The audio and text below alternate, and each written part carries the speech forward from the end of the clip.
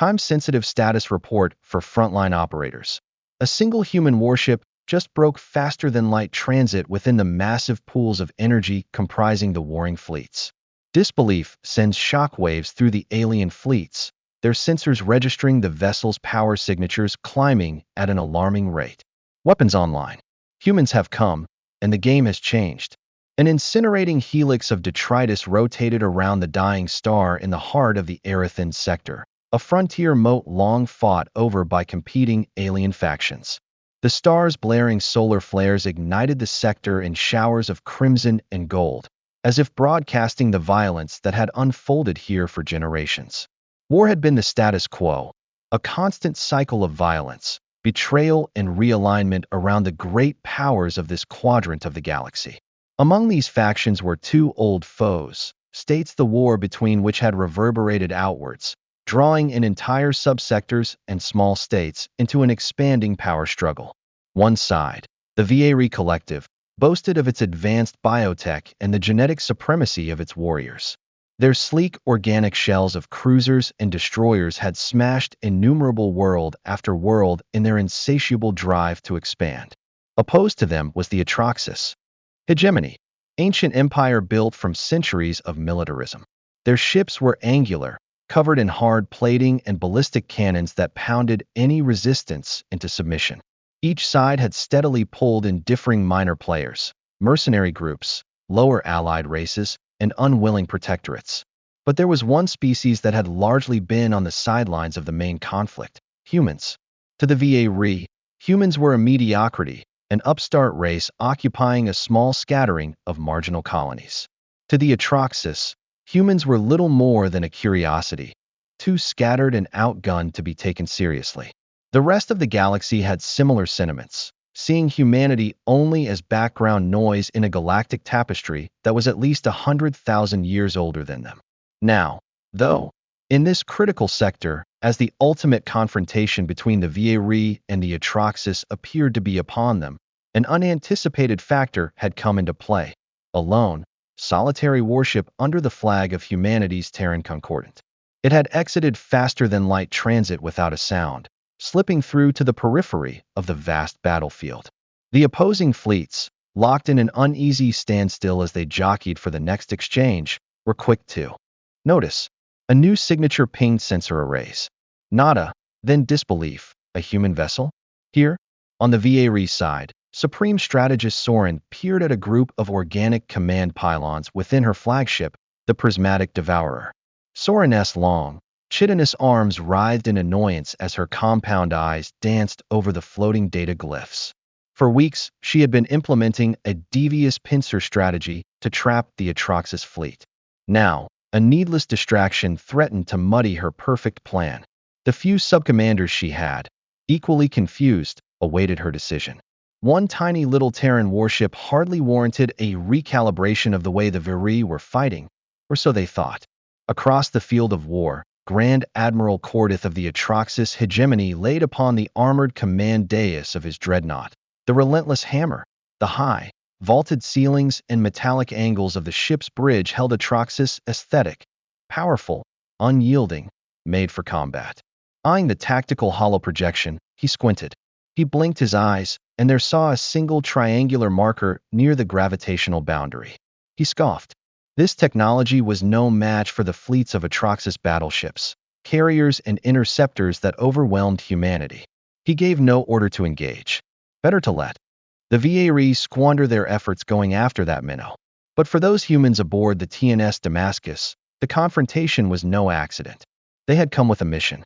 Captain Annabeth Thorne helmed the ship, unassuming at first glance, with short-cropped hair, detached, calculating demeanor to hide a mind forged to brilliance that details attack vectors. With her were the highest-ranked officers of the Terran Concordant Navy, each of them acutely conscious that they were walking into one of the harshest hot zones the galaxy had seen. Pitifully outnumbered, with a single warship, but equipped with experimental weapons and defenses that humanity had kept under wraps for years. Human scientists had made unspoken but quantum leaps in drive technology and advanced weapons, developments born of an intense cultural drive to never again be subjugated by stronger powers. No empire of consequence had ever bothered to spy on the backwater Terran Concordant, so no major power had figured out how truly advanced their research was. Now the TNS Damascus rode the edge of a star system that had turned to a crucible of a war, these new capabilities at the ready like a hidden blade. Why risk everything here? The Atraxis and Vaeri had left the Terran Concordant ages ago. Their ceaseless war was spilling throughout the sector, ruining neutral worlds in which humans had diplomatic or colonial interests. One downside was that both sides had started threatening to blockade trade routes utterly essential to the Terran economy. Diplomacy had failed. Recent covert appeals to other galactic governments had yielded little assistance. No one wanted to offend these juggernauts. So humans did what they had so often done throughout their history. They chose to take matters into their own hands. To deploy a single ship was a gamble. But if that vessel could demonstrate overwhelming force at a critical point, maybe it could demand the respect of both factions and make them back down before it all devolved into genocide. As the moment of dread approached, tension rippled through both alien fleets. Vaeri scout corvettes, smaller vessels than the warship, drew closer and began aggressive scans. Shield frequency indeterminate, hull composition providing no clues. The Atraxis, unwilling to intervene, prepared their forward lines for the next wave of the true battle. They predicted that the Vaeri would dismiss or simply destroy the Terran ship without effort. But they weren't looking at the determined faces of Captain Thorne's bridge officers, and they didn't hear her measured voice as she issued orders. They didn't know of the next-generation fusion lattice turrets, the quantum displacement warheads cradled in the Damascus's launch tubes. They could not perceive the iron resolve thrumming through the Terran crew like 1,000 synchronized heartbeats, a determination to prove, once and for all, that they were no mere spectacles in the great cosmic theater. So the stage was set, an epic confrontation between ancient powers, with a minor, new arrival that threatened to upend everything. What they had specified, by contrast, was that the Vaeri had no reason to consider that one Terran ship could even endeavor to challenge them, as Vaeri were supreme in their biotech ships. The Atraxis, itching to destroy their hated enemy, readied for a complete assault, confident that humanity could not change the outcome. Soon both would be wondering whether every assumption they'd made, both about Earth and about their own place in the galaxy, needed a rethinking. Plasma bolts would soon fly. Carriers would spew swarms of fighters and capital ships would exchange devastating blows. But in the midst of the devastation, an unlikely hero was about to reveal a level of firepower that the likes of the Vaeri or the Atraxis had never dreamed of. The future of an entire star system, and maybe the nature of galactic politics, was at stake. Across the battered star system, the tension snapped as both alien fleets surged into a novel offensive. Mutated signals crackled over open comm channels, issuing last-moment directives. Vaeri ships flowed in a crescent, their organic hulls alive with luminescent canals that conveyed living energy weapons. Across the void, the Atraxis dreadnoughts charged massive rail cannons, and their smaller destroyers fanned out in thin arcs to surround the Vaeri. That space would soon become a kill zone. From the bridge of the Damascus, Captain Thorne looked out at the brewing conflict on the main tactical display. She took a slow breath. "Lieutenant Chun, what's the status of our cloaking mesh?" Chun, a serious officer with sharp eyes, answered, "Partially active, Captain. They can see us, but it's warping their sensor readouts. Nothing like enough to keep them from getting clean targeting locks." "Good," Thorne replied. "Weapons officer, prepare the displacement warheads. We won't disclose those until absolutely required." The humans looked hopelessly outmatched from the outside. A single warship, no matter how sophisticated, dwarfed by the combined power of hundreds of alien vessels. But Thorne wasn't going to wait to see how the two juggernauts knocked themselves out. She knew the arrival of the Damascus had already sent ripples. Her primary goal was to amplify that confusion. As the Vaeri pressed against the Atraxis lines, a small cluster of Vaeri scout frigates broke away from the larger pack to intercept the human warship.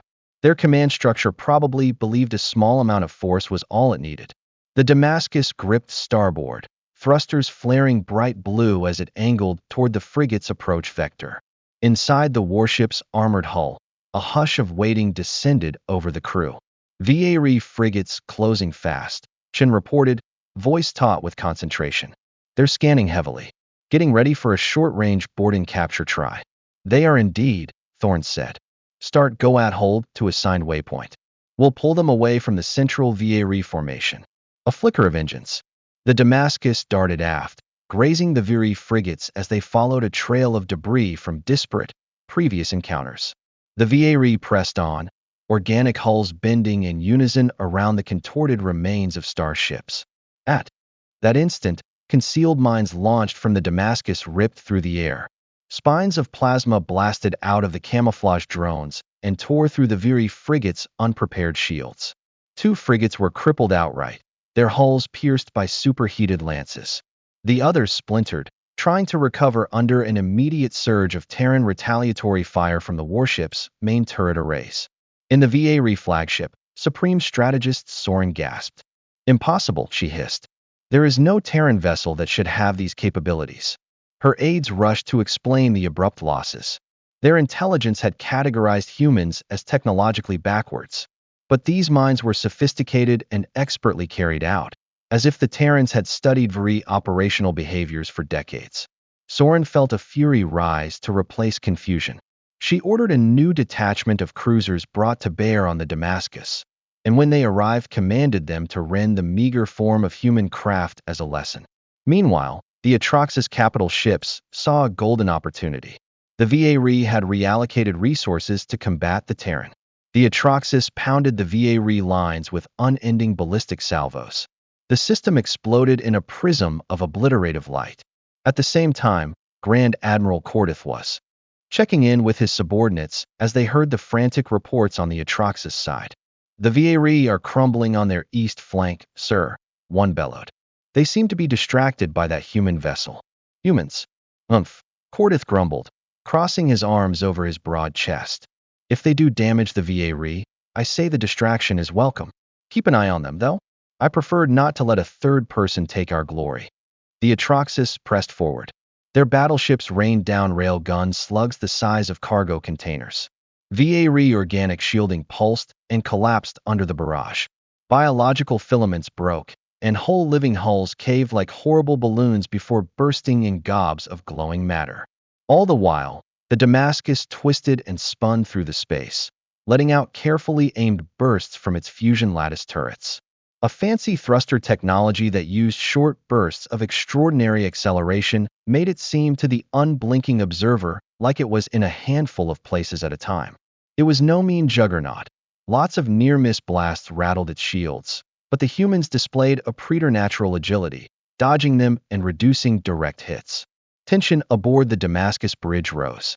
As they engaged wave after wave of VA vessels, crew members closely monitored energy store levels and shield stress. The ship's specialized AI coprocessor, codenamed Veritas, provided predictive analysis of enemy movements, allowing the humans precious seconds to reposition or effectively counterattack. The VA still had the numerical advantage. More cruisers closed in, with the battered frigates in tow. They also launched organic spore weaponry that attached to the Damascus's shields, attempting to drain and destabilize them. Captain Thorne had understood the threat. Redirect auxiliary power to protect reconstitution, she ordered. Weapons, concentrate on clearing those spore pods. The turrets swiveled, belching blue-hot arcs of plasma that fried the trailing spores. The searing masses of darkness peeled away, leaving the VA to waste valuable seconds growing and hurling more. Still, it was obvious the Damascus could not keep dancing forever. This was the moment Thorne had been waiting for all along. Engineering, she said, ready the slip lance. There was a murmur that rippled across the bridge. The slip lance was the Terran's black, desperate weapon, a miniature rift generator that could briefly crack open a hole in space itself and let an attack ship sidestep all enemy shields and fire straight into geocritical systems. It had not been tested in large-scale combat. However, with VA cruisers making a surrounding formation, it was time to reveal just what the Terrans had been developing behind closed doors.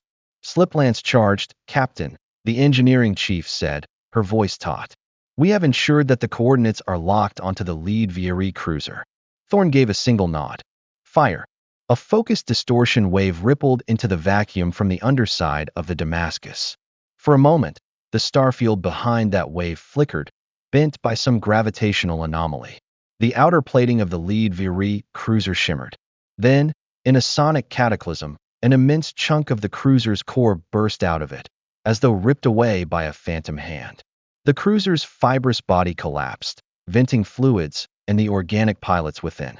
Its allies could only watch in stunned disbelief as the vessel disintegrated. And then there was silence across the comm channels. Soren, supreme strategist of the woe, was entertained by reports of the terrible loss, the voices of its subcommanders feedbacking with fearful tremors. One Terran shot had penetrated the cruiser's genetically engineered hull. Soren clicked her mandibles in disbelief, but the evidence was indisputable. This was not scrawny human technology the Vieri had dismissed. Then the Atraxis took advantage of the Vieri's plight. They pushed forward in a wedge, fragmenting the Vieri lines. Regardless of how fast the Vieri attempted to counter it, they faced down a double-barreled range of threats. The unstoppable weight of the Atraxis dreadnoughts on one side, and this deeply unexpected human warship on the other. From the relentless hammer, Cordith looked on and felt a reluctant admiration for the Terrans. Pay attention to the Vieri. Let the humans do as they wish. We can always handle them later. His underlings bent to his will, pouring withering fire that shredded through Vieri carriers. Pinned between two enemies, Vieri casualties soared. Gory explosions ruptured bioships. Organic bits of shrapnel sparkled in the vacuum. Their command structure broke down. Soren tried to rally her fleet, roaring orders to focus fire on the Atraxis, but half of her captain's decreed said that they needed to eliminate the threat of humans first. Arguments raged, and the chaos only deepened as additional Vieri ships fell. Soren momentarily sat idle, and then made a fateful decision. We are going to smash the Terran warship. Every ship with long-range strikers, target them now. This kind of humiliating interference could not go on. If the Vieri could slay the humans fast enough, they may recover and face the Atraxis. A moment later, a hail of droning, bioorganic missiles hurtled through space toward the Damascus. The Terran ship lurched aside, but there were far too many incoming warheads to dodge all of them. The ship's shield was glowing beneath the barrage. Interior alarms shrieked and compartments rattled. Thick cables snaked from the ceilings, anchoring key modules. Captain Thorne gritted her teeth, leaning against a console, the pounding threatening to break through. But the humans fought back in kind. Launched the quantum displacement warheads, barked Thorne, voice steady despite the chaos. Bring them to bear on the Vieri command cluster. Tactical officers complied. From the Damascus, four sleek torpedoes spewed forth. Each carried a quantum entanglement device that could phase the warheads partially through the conventional shield layers. The Vieri understood the danger and began to scatter, but the warheads altered course mid-flight. They came in rapid succession, blooming into ghostly pale outrushings that appeared to shudder across the Vieri hulls in silent, terrifying arcs. Critical parts of the ships just disappeared, creating gaping holes. The result was catastrophic. Command cruisers and carriers burst apart in the bombardment. Soren's flagship was grazed. Cracks raced across the prismatic Devourer's biomembrane walls, venting internal atmosphere. Screaming Vieri crew members rushed to close the damage. The supreme strategist, flabbergasted, understood that her pride fleet was being ripped to shreds on two fronts. This was when the Atraxis dreadnoughts made their move on the gap. They rushed forward with a ferocity and speed that can't be stopped, shoals of rail cannons shredding the Vieri vessels apart. The battered ruins of the Vieri formation fell back in a desperate withdrawal. In the swirling maelstrom, the Damascus aimed for the Vieri lines, picking off stragglers who were regrouping into a rearguard. Human warship plasma beams pierced living hulls. The Vieri staggered again, taking blow after blow. The Atraxis refrained from firing on the Damascus. Admiral Cordith had seen a way to come out ahead by allowing the humans to attack the Vieri. Every kill the Terrans scored was one less ship the Atraxis needed to be concerned about. Besides, it would make little sense to divulge any further secrets of Atraxis technology until the Vieri threat was completely neutralized. He observed with a grim smile as the Vieri tried to escape. the once proud biotech armada collapsing beneath the weight of an unlikely pact of convenience between the Atraxis and humanity. But then, when the battered Vieri attempted to slip away, something else occurred that no one had anticipated. Instead of letting the Vieri fall back and consolidate forces, the Damascus took the initiative to cut off their route of retreat. There was no way Captain Thorn would allow the Vieri to regroup and threaten another attack, not with the stability of the entire sector at stake. Without hesitation, the Terrans hammered the ships as they fled, boxing them into a kill zone and allowing the Atraxis to strike. There was panic in the Vieri ranks. Their chain of command was threatened to collapse. Some elements, however, fought back viciously. A flurry of wild torpedo shots struck the Damascus's side. Its shields began to falter and compartments on the lower decks began to take damage, forcing emergency bulkheads to close. The Terrans' sophisticated defenses were not infallible. The Vieri's overwhelming numbers and desperation dealt painful blows. On the Damascus Bridge, sparks cascaded from broken conduits. Smoke billowed. From behind a console, the AI coprocessor began to flash, as if it might go offline. Thorn clenched her fists. They had come too far to be broken now. She set a direct comm to the entire ship. All hands, remain in your assigned positions. This is the final surge. Damage control, get that fire under control. Weapons teams, stand by on the Vieri battleship cluster. We break them here. Determined and gritty, the Terrans held their line. The sliplance fired once more, wrenching through space to shred another Vieri capital vessel. More enemy cruisers suffered devastating concussive blasts from the displacement warheads. The Vieri, for all their fearsome reputation, struggled against the synergy of Terran technology with the Atraxis' brutal offense. Their formations shattered, vessels scattering in every direction in a desperate attempt to survive. The once invincible biotech armada lay in tatters. Seconds later, the battered remains of the Vieri fleet sounded a full retreat. Subspace drives engaged, tearing rips in space as they fled to corridors of faster-than-light travel. The long-dominant Vieri retreated, and in their wake were left the smoldering wrecks of a star system racked by violence that wouldn't be denied. So the major conflict concluded. With an unexpected twist, the Vieri, who had arrived in expectation that they would achieve victory or, at the very least, a stalemate, had to retreat. The Atraxis had pounded them without relent, but it was the sudden departure and tactics of one human warship that had truly shredded the Vieri's carefully laid plans. Now the question was, what would the Atraxis do with their newly won position, and how would the Terrans react? Captain Thorn gazed out at the ravaged starfield, at the slowly drifting hulks of Vieri vessels glowing cherry red in the hellish backdrop of cosmic dust. Her adrenaline still pulsed. Across the open channels, the Atraxis hegemony's communicators send out celebratory messages, announcing the battlefield to have been claimed as an Atraxis victory. But the Damascus was still on watch. The Atraxis had allowed them to fight side by side, but that alliance of convenience could evaporate at any moment. Two great powers were now on the field. One had just been broken. The next confrontation would determine if Earth's intervention actually altered the course of the war, or only postponed the inevitable. Following the Vieri pullback, the stellar system was littered with wreckage. The wreckages of numerous ships, warped metal and biological remains floated in mute testimony to the intensity of the fight. Distant explosions and even more distant atmospheric fires sparkling around crippled ships punctured the gloom like unsettling fireworks. It was within this arena of annihilation that the Atraxis hegemony was born, or so they imagined. Surrounding the battered planet and still mostly intact were massive Atraxis dreadnoughts, twinkling with energy as they focused on the space surrounding the area the Vieri had tried for their last stand. Smaller corvettes of the Atraxis class spread out in patrol formations, looking for stragglers, salvage.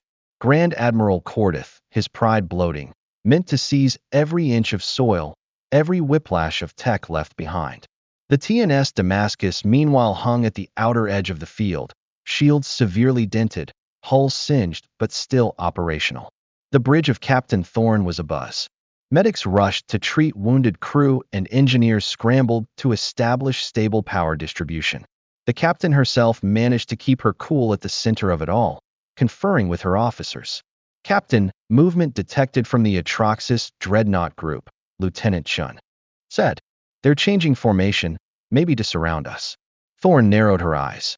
They're trying to see how weak we are and whether they can blow us out easily. After a moment, she spoke softly to her XO. The Atroxis tolerated us as long we ripped into the VA. Now, we're an unseen danger in their land. The XO, Commander Idris, nodded. And then there was the tall, measured man who'd been a Terran ambassador at one point before joining the Navy. We should hail them. Look for any space for diplomacy. Thorn exhaled. Agreed. Let's not waste this moment. She opened a secure channel, a message on Atroxis command frequencies. This is Captain Annabeth Thorn from the Terran Concordant Warship Damascus. We seek dialogue with Grand Admiral Cordith concerning the future of the system. We do not want war, unless we're forced. It took a few minutes to get a response, as the Atroxis Dreadnought formation closed in. Eventually, a crackling audio feed came, along with a hollow projection of Admiral Cordith. He was big as a barn, with slate-gray skin, ridges on his brow and deep-set eyes that burned with intensity. His ceremonial armor sparkled in the flashing lights of his bridge. Captain Thorn, he said, his voice resonant. I salute your part in overcoming our mutual enemy, the VA, a foe of the hegemony for decades. You have shown that Earth is above the feudal squabbling of small nations. He leaned in, a glint of menace in his eyes. But let us not ignore that your warship has capabilities nearly as strong as ours. Should we view you as an ally or a threat? Thorn was careful about how she used her words. We came to prevent the VA from spreading their war to neutral territories, including inhabited systems with Terran interests. Our intervention came out of necessity, not conquest. If there is a way to peace, we'd rather take it. The Atroxis Admiral examined her face. A sluggish smile broke across his stony visage. Peace. It is through strength, Captain, that peace is forged. You've taught us your strength. Now you need to show you won't get in our way. Crew members rushed behind him, prepping systems for a possible engagement. Cordith had no intention of letting this opportunity pass him by. The Aerathan sector would be easy to consolidate under the hegemony with the VA beaten, but the Terrans would first need to be eliminated or cowed into submission. You expect us to stand down while you claim these worlds? Thorn inquired, her tone measuredly neutral. We did not struggle in order to surrender entire colonies to another conqueror. Cordith's grin widened. One conqueror is as good or bad as the next, Captain. We have no grievance with you, humanity, as long as you do not interfere with the rightful spoils of evolution. But if you do, he let the thread hang. The comm link fell into an awkward silence. He could feel the tension on the bridge to Damascus. They had arrived preparing to battle the VA, or at least dissuade them from coming. They had not fully reckoned with the fact that the Atroxis, too, might be deadly victors. Yet backpedaling now would mean broadcasting the sign of weakness. The entire gambit of the Terran Concordant, proving their might, would fall apart. Grand Admiral, Thorn said, we can either hold you as we did the VA, or we can arrive at a mutually satisfying solution. Which will it be? Cordith looked her over again, the crags around his intense eyes creasing. He left the channel, without saying formally. At the same time, the dreadnought formation surged forward, slow, deliberate, ominous. All Thorn needed was the hail of static in the comm channel. Commander Idris closed his eyes, swallowed. That's it then. They're going to test us. Thorn nodded. All hands, battle stations. Concentrate on the lead dreadnought. We demonstrate to them that crossing us has a price. The battered Damascus spun, facing the enemy, thrusters flaring. Their shields were formed as best as possible, shimmering in preparation.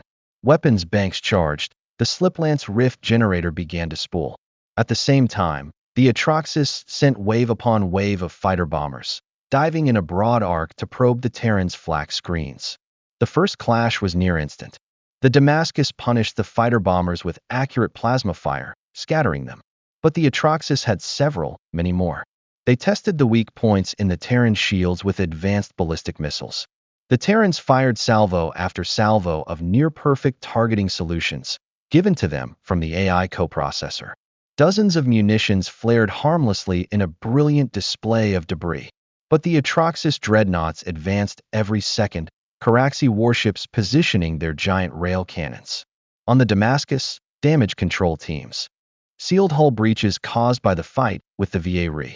The engineering compartment sparked.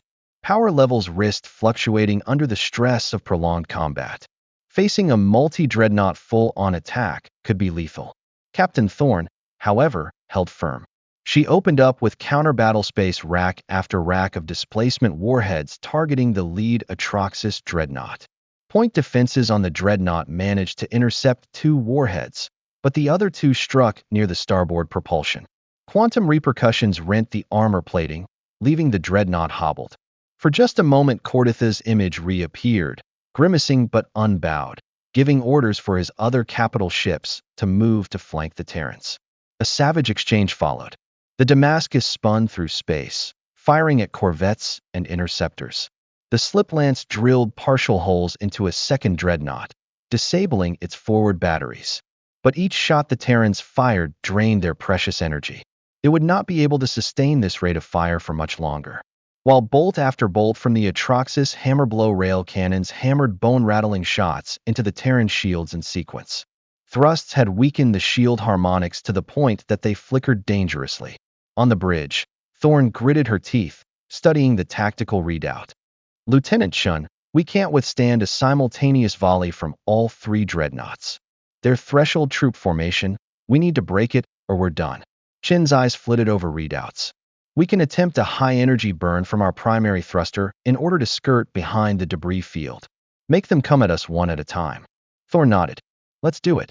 With a blast of power, the Damascus lurched forward, dodging between hearts of wreckage.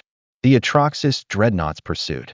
The battered field of crisscrossing metal made an ideal hiding place, letting many of the men avoid line-of-sight targeting.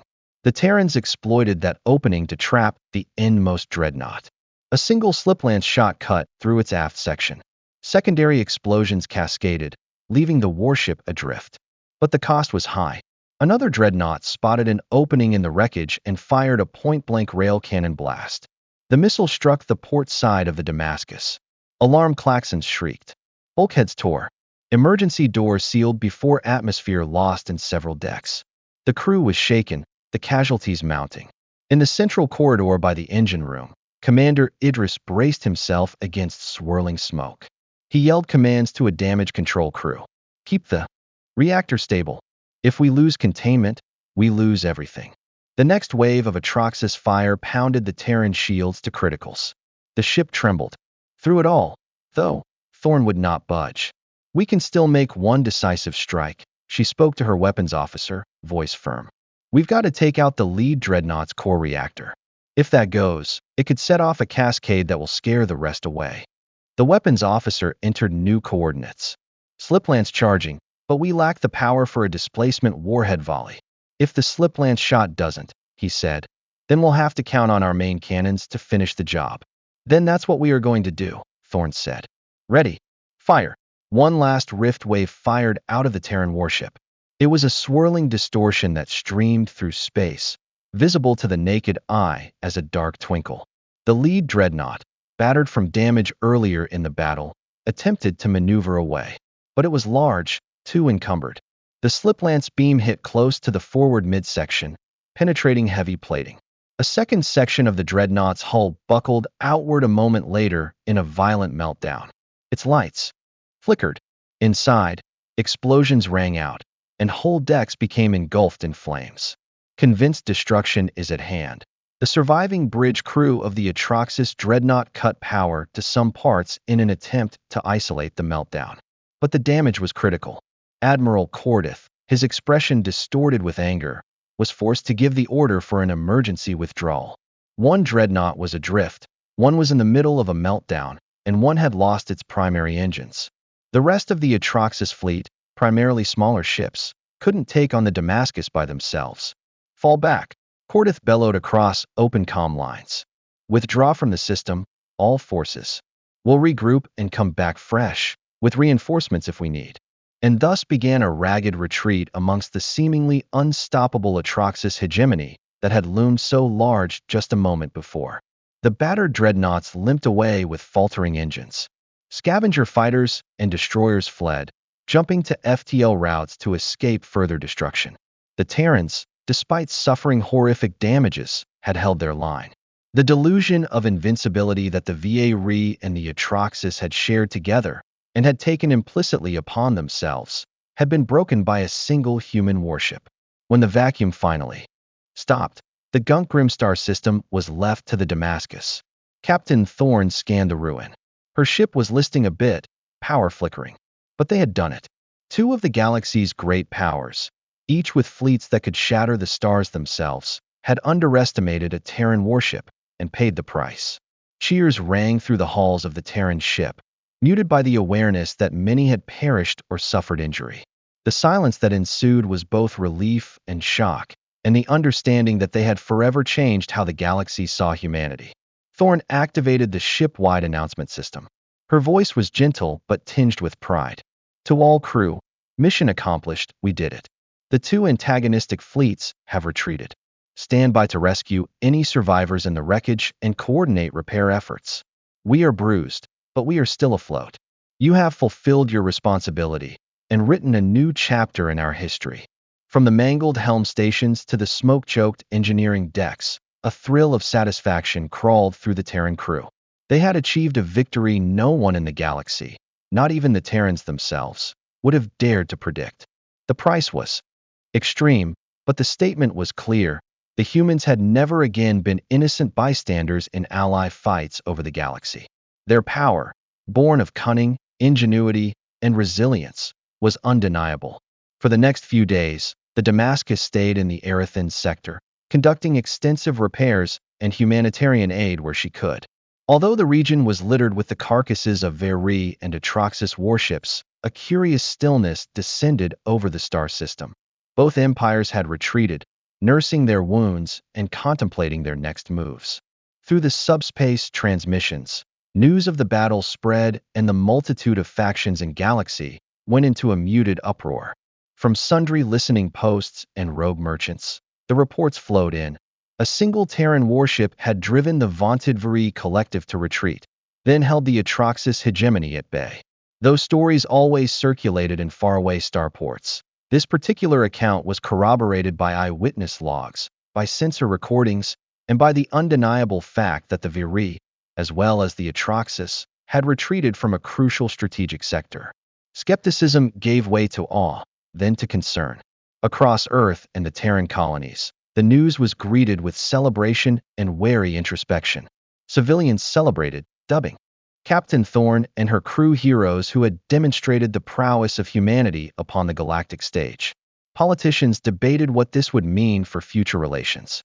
Military strategists rushed to weigh the likely fallout. If the VA and Atraxis determined on vengeance, humanity could be set to encounter an even greater clash. On the Damascus, the crew pulling 24-hour shifts to salvage the scraps of their allies and rescue survivors from the smoldering wrecks, VA, Atraxis, or otherwise. Medics treated lacerations and contusions without bias. Some of those who were rescued were left speechless when they realized they had been saved by humans. Despite what their governments had declared about humans being irrelevant, the Terrans were here, extending a hand as a lifeline in the cold dark of space. This small act of compassion began to reshape views across the sector, in whatever subtle fashion. Captain Thorne filed a fulsome report to Terran Command. She reiterated the need to prepare for the future. They wouldn't be able to keep the Damascus alone if another wave showed up, be it the Viri or the Atraxis with new fleets. She had also recommended opening new relations with neutral worlds that had witnessed the courage of the Terrans firsthand. In her private log, she ruminated on the moral cost of what they had wrought. How many lives, both alien and human, had perished to achieve this triumph. She took solace, however, in knowing that her crew's bravery had spared a larger slaughter. Even bruised, humanity had halted two unstoppable forces dead in their tracks. Shortly thereafter came the official Terran position. Earth was willing to negotiate with whichever faction acknowledged Terran sovereignty and agreed to pacific settlement of disputes. Should any power threaten Terran colonies or allied worlds, the Concordant would retaliate by whatever means necessary. The demonstration in the Erethan sector was a stark reminder that humans were not irrelevant. The age of human bystanders was over. Captain Thorne watched the stars stream past from the bridge of her warship, mind-whirring. She felt the cosmic shift they had initiated. It was only a new power, neither ancient nor dominating in territory, but such a new power to technology and willpower. That old adage about humans would reverberate during decisions in war councils across the spiral arms. And so, in the empty heart where two great war fleets had fought for dominance, a battered Terran warship lay vigil. It was a turning point, a point that would be told and retold in innumerable tellings. How the Damascus and her crew had forced knees of unstoppable fleets to break and kneel. How Earth's banner now flew full-throated in sight of potent empires. And how the galaxy came to know a simple fact. Humanity would never again bend or be ignored. They were not conquerors, but they were no victims, either. They were a force to be reckoned with. And as Captain Thorne charted a course back toward Terran space, her hull blackened, her engines faltering, but with her spirit soaring, she only smiled at the opening of a new age. An era when the phrase "brace yourself," a human warship just entered the fray, would reverberate across the stars, blasting every would-be tyrant that the era of underestimating Earth was over.